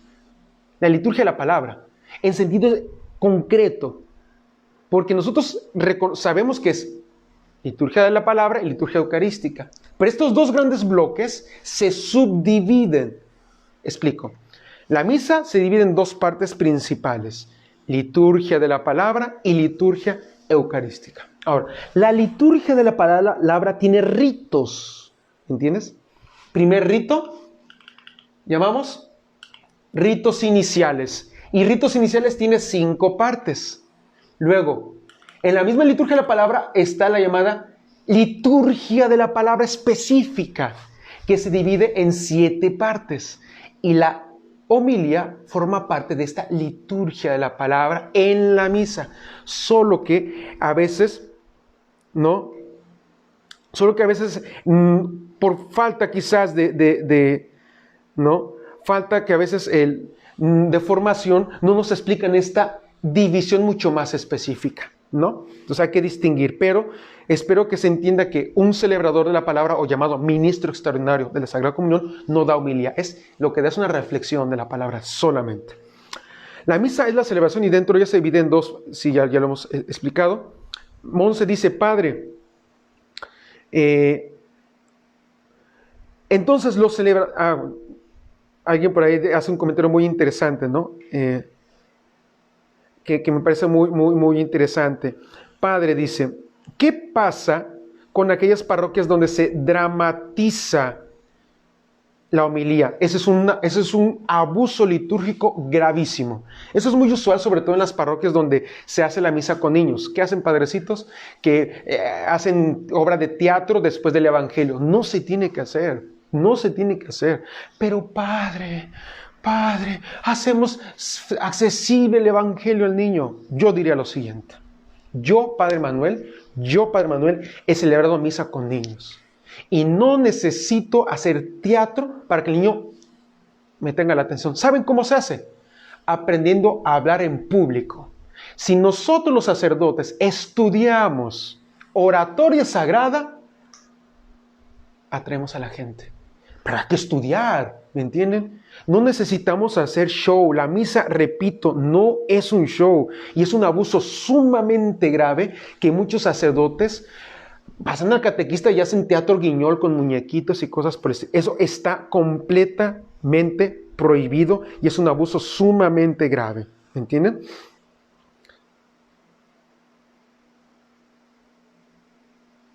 Dice Gustavo, Padre, me refiero a la celebración en la capilla sin sacerdote. Sí, Gustavo, como te comentaba, si el laico hace la celebración dominical, él da una reflexión. ¿Puede darla? Sí, porque así lo estipula el ritual. ¿Me entienden? Pero no puede llamarle homilía. O sea, el ministro extraordinario de la Sagrada Comunión tiene que ubicarse bien. No tiene que decir, hermanos, tomen asiento para que escuchen homilía. ¿What? A ver, papacito, ubícate. Porque nunca falta el ministro que ya se cree presbítero. Aguas con eso. No orinen fuera de la taza, mi gente hermosa. Por favor. Bueno, vamos terminando esto. Para esta información muy importante, ¿puede usted compartir los archivos para poder compartir con nuestros grupos? Podría mandarlo por correo. Es muy complicado, Ros. Primero, el texto de hace rato, la instrucción general del misal romano, eso está en internet. Pones en Google, instrucción general del misal romano. Ahí está completamente todo. ¿Me entienden? Bueno, vamos a ver si hay alguna otra pregunta y si no, pues bueno, vamos dando por terminado. Y si no, pues bueno, gracias por haber escuchado estas píldoras litúrgicas. Hay mucho que aprender en esto. ¿Entienden? Hay mucho que aprender en esto y ojalá que vaya quedando muy claro, mis queridos hermanos. Bueno, creo que esto nos puede ayudar poco a poco a ir vislumbrando. Y yo sé que lo que voy a decir puede causar, lo que voy a decir a continuación, puede causar que arda Troya, pero bueno, pues seré bien sincero, estoy acostumbrado, pero lo digo por el bien de ustedes y el de la iglesia. Miren, Esto es una aclaración para los que les toca ser salmistas. Por favor, salmista, que me escuchas. No,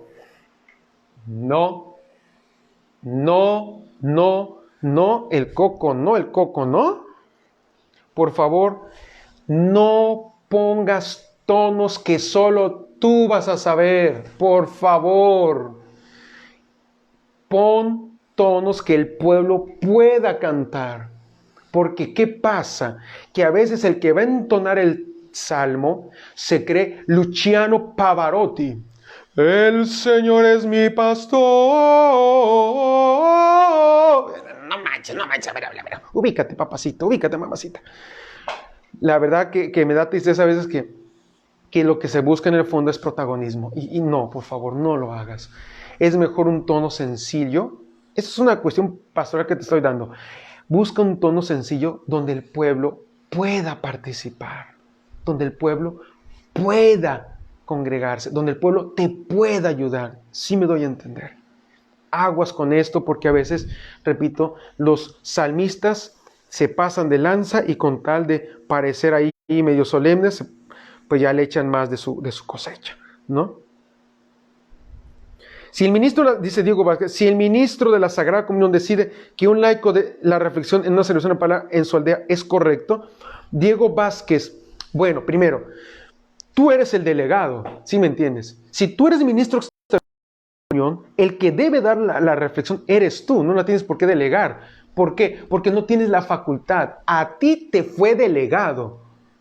Ser ministro extraordinario de la Sagrada Comunión, no puedes delegar cosas tú, porque tú no tienes, tú lo recibiste facultativamente, tú no lo posees, la autoridad, ¿no? También es así que la instrucción Redención y Sacramentum, por ejemplo, en otro caso, dice que un laico, ministro extraordinario de la Sagrada Comunión, no puede delegar que la comunión al enfermo se la dé un familiar del enfermito, con el fin de que hacerlo más cercano, no. Usted no tiene la autoridad. Si usted recibió la autoridad de dar la comunión, solo usted puede dar la comunión. No puede decirle usted, como yo soy ministro extraordinario de la Sagrada Comunión, entonces yo se la voy a dar le voy a dar la facultad al hijo del enfermito que le dé la comunión. No, ¿me entiendes? Entonces esto mismo aplica para esto que estoy comentando, mi querido hermano en Cristo. Bueno, espero que vaya quedando claro, mi querido Diego, y que te ayude muchísimo esto que estoy explicando. Bueno, por acá, Samuel, en los abusos litúrgicos. Gracias, Pater. Sí, Samuel, tienes razón. A veces, ¿qué pasa? Que nosotros los sacerdotes utilizamos un argumento demasiado quemado, es decir, es que es una cuestión pastoral. A ver, espérate. El hecho de argumentar que es una cuestión pastoral no significa que todo lo puedas justificar. Por ejemplo, es que como hoy estoy cansado, entonces que la homilia la dé el monaguillo. No. Entonces no des, cállese y no dé, pero no metas a un laico a dar la homilía. Porque en vez de eso en el fondo muchos quieren justificarlo como participación. No estás haciendo una participación activa adecuada. Lo que está usted haciendo es mutilando, dañando una celebración que por sí misma es sagrada. Entonces no hay que justificar. Una causa pastoral no significa que todo lo puedes justificar con ello. Como son 500 niños, voy a hacer teatro. O sea, no. O el padrecito que se baja del altar, y eso es una cosa peligrosa, que a veces nosotros los sacerdotes, ¿no? Dice la Sagrada Liturgia, y eso me faltó decirlo, pero lo digo ahorita, que la homilía tiene 2 lugares para darse. No se puede dar la homilía en cualquier lugar. La homilía se tiene que dar en 2 lugares. Número 1, en la sede donde se sienta. Número 1. Y número 2, la homilía se da desde el ambón. No hay otro lugar. Nada de que voy a dar la homilía y enfrente al altar y estoy el padre con el micrófono hablando, ¿no? Eso está bien cuando tú estás dando un monólogo, cuando estás dando una charla, cuando estás dando una clase así como la que estoy dando ahorita, no hay problema. Pero en la Sagrada Misa hay 2 lugares para la homilía. Apúntalo. Número 1, en la sede, desde la sede. Y número 2, desde el ambón. Se tiene que eliminar eso de que el padre se baja y empieza a dar la homilía caminando como si fuera, a ver, espérate, padre, estás entendiendo mal. A veces un padre me decía, pero es que para que la gente no se duerma. Pues si no quieres que se duerma, póngase a estudiar un cursito de oratoria sagrada, de cómo hablar en público. Pero por favor, ¿por qué? Porque cuando el sacerdote se pasea durante la homilía, nunca falta el que se baja hasta en el pasillo y se sienta en las escaleras con los niños alrededor. Mire, puede parecer algo bien romántico, pero daña. ¿Por qué daña? Porque la misa no es un show. Apréndanlo. La misa es un sacrificio. La misa no es una fiesta. La misa es un sacrificio. Y no podemos desvirtuar algo de esa forma. ¿Sí me doy a entender? Por lo tanto, el sacerdote no puede hacer ese tipo de cosas como las de bajarse y pasearse por el pasillo. Usted no quiere dormir a la gente, aprenda a hablar en público. No es que no tengo el carisma. Hay dos tipos de oradores. El orador nato, que tiene la facilidad de palabra, y el orador que aprende. Usted no tiene esa virtud de hablar en público bien, póngase a estudiar. Tómese un cursito. Hoy en YouTube hay muchos cursos de cómo hablar en público. Pero la idea es que usted y yo logremos hacer que el mensaje llegue de manera oportuna. Entonces, mis queridos hermanos, ojalá que esto vaya, ¿no?, que vaya ayudando a ustedes y a mí a poder formarnos de manera más correcta. Bueno, mi gente, vamos a ir terminando esto. Yo sé que hay muchas preguntas, hay muchas dudas y creo que nunca es un tema muy extenso. Permítame, voy a usar el celular porque ya la cámara ya no me da mucho. Vamos a ver algunos comentarios si hay alguna punto de duda, si no. Punto final. Bueno, sí, la pregunta, es una pregunta importante que bueno que me haces, mi querida. Dice, padre, ¿el punto central son las lecturas o se puede hablar de problemas políticos o temas espirituales, pero nada que ver con las lecturas? Bueno, ¿qué dice el misal romano? ¿Qué dice la instrucción general? Dice que la homilía tiene que tener los siguientes elementos, y se los doy. Número 1, la homilía tiene que ver, número 1, con las lecturas del día. Puede tenerse en cuenta las lecturas del día. Número 2, tiene que tener en cuenta las oraciones del día, es decir, las oraciones del misal. Es muy bueno que a veces en las homilías reflexionemos al menos las 3 principales oraciones, que son oración colecta, oración sobre las ofrendas, oración postcomunión. Estas 3 oraciones nos dan el tono litúrgico del día. Entonces, la homilía tendría que tener elementos de las lecturas del día, las oraciones, 3, el tiempo litúrgico que se está viviendo, ¿entiendes? Y las circunstancias actuales que se están viviendo.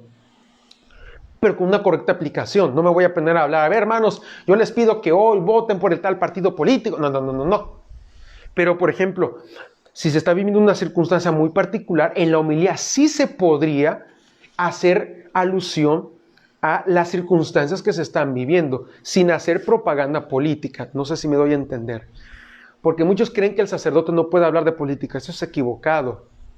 Y les sugiero que puedan investigar en el magisterio de la iglesia. El sacerdote, los clérigos, tenemos que hablar de política. No me refiero a partidos políticos, me refiero a política, es decir, a temas que tengan que ver con la sociedad.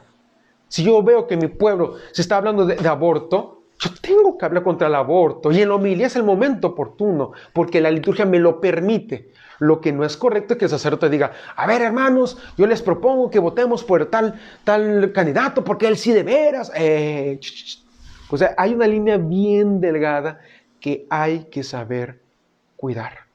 Hay que saber cuidar.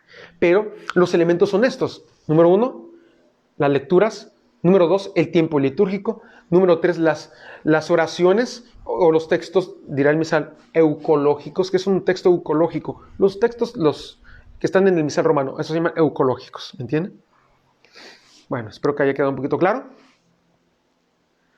Vamos a ver. Si hay alguna pregunta, y si no, pues agarramos carrera. ¿El sacerdote puede llamar a alguien que no esté preparado en ese ministerio? No entiendo tu pregunta. Bueno. ¿Puede una religiosa o seminarista dar la comunión? Eso lo vamos a ver cuando lleguemos al apartado de rito de la comunión. No voy a responderlo ahorita porque no corresponde. Les pido por favor que me hagan preguntas respecto al tema que estamos hablando ahorita. No nos saltemos en tema. Los salmistas, dice Anaí, los salmistas con tonos distintos, dice, y aunando a esto los coros con cantos que no sabe el pueblo. Es una cosa que a veces los coros, Dios santo, pero bueno. No, hay que tener cuidado. O sea, no estoy diciendo que no canten con profesionalismo, porque el Señor merece lo mejor. Pero una cosa es cantar con profesionalismo, otra cosa es buscar protagonismo. O sea, cuando en un coro dice alguien, yo canto todas las estrofas y usted es el puro coro, ahí estás mal. Ahí estás mal. Porque de fondo está el querer que te escuchen a ti. Aguas. Los cantos deben crear unidad para que todos canten. De tal forma que no parezca un concierto.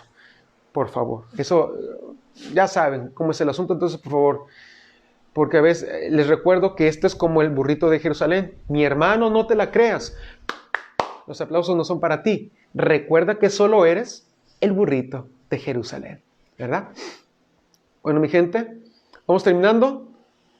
Padre, una pregunta. He asistido a una misa en la que el sacerdote estaba sentado dando la homilía de espalda al altar. ¿Es correcto? Dependiendo, mi querida María Quispe, dependiendo de la forma en la que está el altar. ¿Por qué? Porque si la sede, voy a ponerlo más abajo, si la sede está aquí y el altar tapa al sacerdote, entonces sí podría ser correcto que la sede se ponga por enfrente del altar. Tan es así que sí se puede, que en la Basílica de San Pedro se hace. Ustedes ven una misa del Papa, el Papa los ritos iniciales lo comienza frente al altar porque no hay espacio atrás. Entonces el Papa comienza ritos iniciales frente al altar, adelante del altar, y cuando va a la liturgia eucarística se quita la sede, se quitan las sillas y el sacerdote, el Papa, pasa atrás. Entonces todo depende mucho de la forma en cómo está el templo construido, ¿no? Vamos a ver, ahorita hasta dónde vamos, ¿no? Padre, las palabras usadas mientras que se da la homilía por ahí, sacerdotes que profanan el micrófono al usar palabras inapropiadas, eso escuché. Sí, digo, a veces hay padres que dicen groserías. Y eso, la verdad, voy a ser bien sincero. Hay un problema muy serio, que a veces los padres no preparamos la homilía.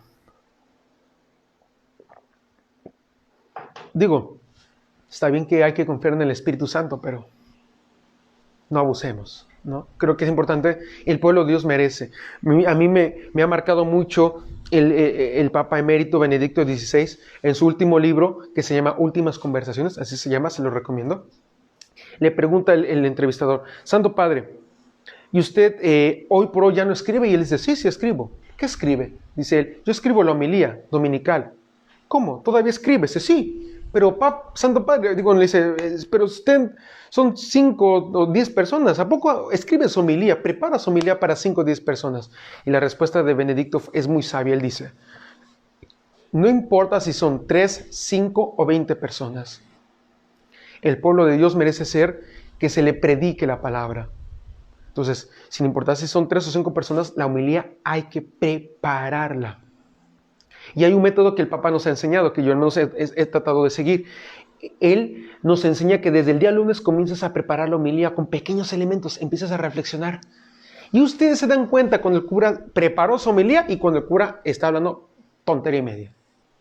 La verdad. Entonces, oremos para que por favor el Señor nos permita poder preparar bien nuestras homilías y no digamos burrada y media, ¿no? Bueno.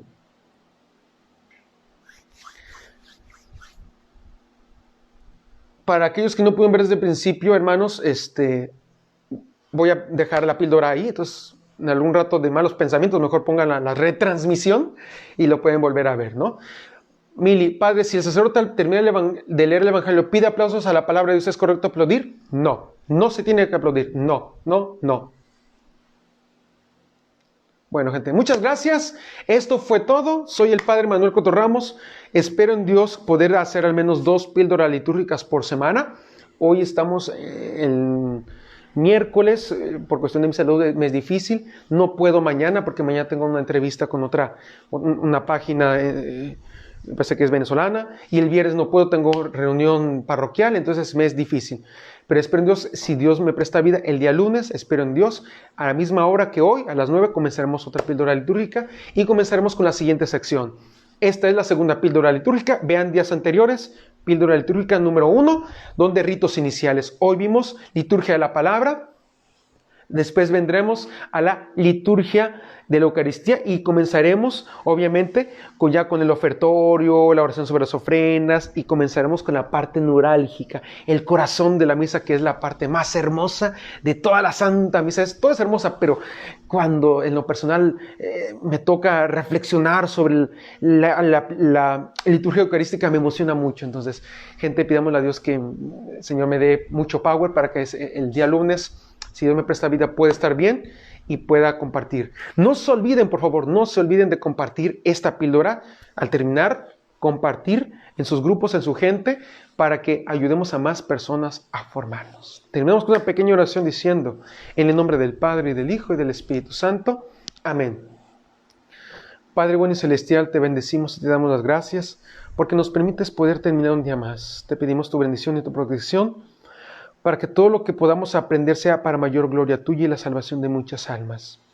Hoy, Señor, te agradecemos también por este hermoso regalo de tener a nuestra Madre Santísima bajo la advocación y aparición de Nuestra Señora de Fátima. Te pedimos que nos protejas a través de su poderosa intercesión. Tú que eres y reinas por los siglos de los siglos. Amén. Oremos. Señor Dios Todopoderoso, ya que con nuestro descanso vamos a imitar a tu Hijo que reposó en el sepulcro, te pedimos que al levantarnos una mañana lo imitemos también resucitando una vida nueva. Por Jesucristo, nuestro Señor. Amén. El Señor esté con ustedes y con tu espíritu. Y la bendición de Dios Todopoderoso, Padre, Hijo y Espíritu Santo, descienda sobre ustedes y permanezca para siempre. Amén. Muchas gracias por habernos acompañado en esta píldora litúrgica. Soy el Padre Manuel Cueto Ramos, sacerdote de los misioneros apóstoles de la palabra, fundados por el Padre Flaviano Amatuli Valente, desde la parroquia, de la hermosa parroquia, de la chulada de parroquia, Hijo de la Guayaba, Santa María de Huachipa, aquí en la diócesis de Chosica, segunda vicaría, en el hermoso país de Perú, alias el Perucito. Gente linda, no se olviden de sonreír. Pasen feliz noche.